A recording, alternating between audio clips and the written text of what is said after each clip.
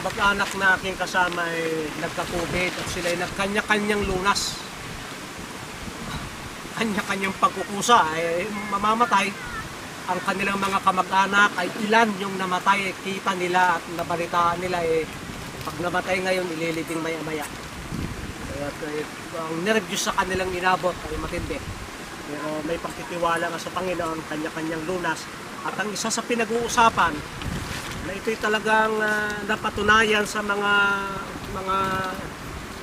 ilang trials sa ilang ospital na itong virgin coconut oil hindi man makapatay ng COVID ay nasisira yung kanyang balot, yung balot ng virus at hindi na nagre-replicate.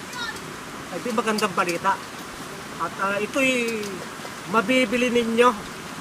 Marami nagtitinda nito, kami ay nagtitinda nito. At magandang balita ay pag hinaluan natin ng honey na may garlic ay masarap. Hindi pa ngayong garlic ay ginagamot din nila. Kaya atin ngayong paghahaluin at patitikmin natin sila kung anong lasa.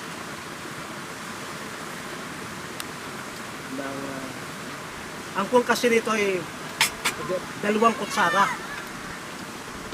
2 kutsara ang isang inom.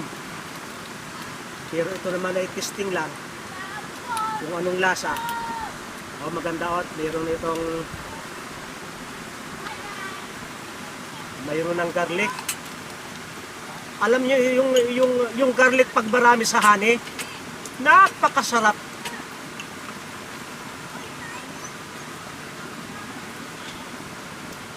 Sige, mga kapatid, inyo ang tikman. Brother Peter, ikaw daw muna. Sasamahan nyo na ba? Ito yung aming iniinom sa gabi. At talaga namang tikman mo na kapatid, ari na. Kung anong lasa. May kahalo na yung kasi hindi talaga sila nagsasama.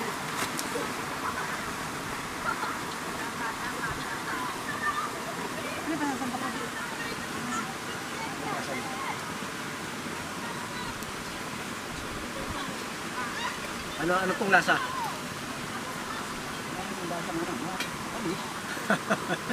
Walang basa, walang pangit na lasa. Ano? Ano pong lasa niyo? May lasang tamis, may lasang bawang. Kaya sinasamahan ng honey para magkaroon ng lasa.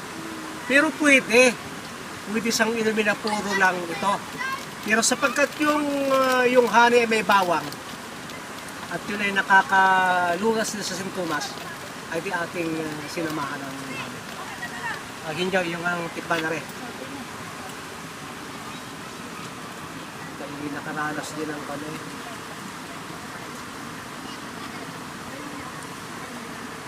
Diyos ano?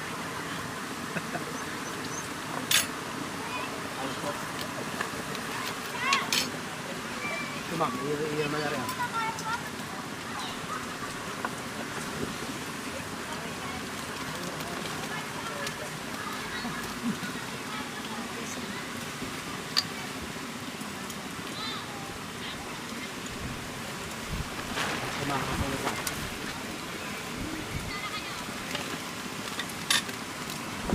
Napakasarap yan. Hindi lahat ay mahal. Hindi nangangulag pag nagka-COVID ay mamamatay na. Ito mga kaibigan ko dito, kanya-kanya silang remedyo. Ay, ililibing agad pag hindi nakapag-isip. Samahan ng pananampalataya, lalakas ang immune system. Maraming salamat sa inyong pagsubaybay sa Natural Wellness. Ni Pastor Peter.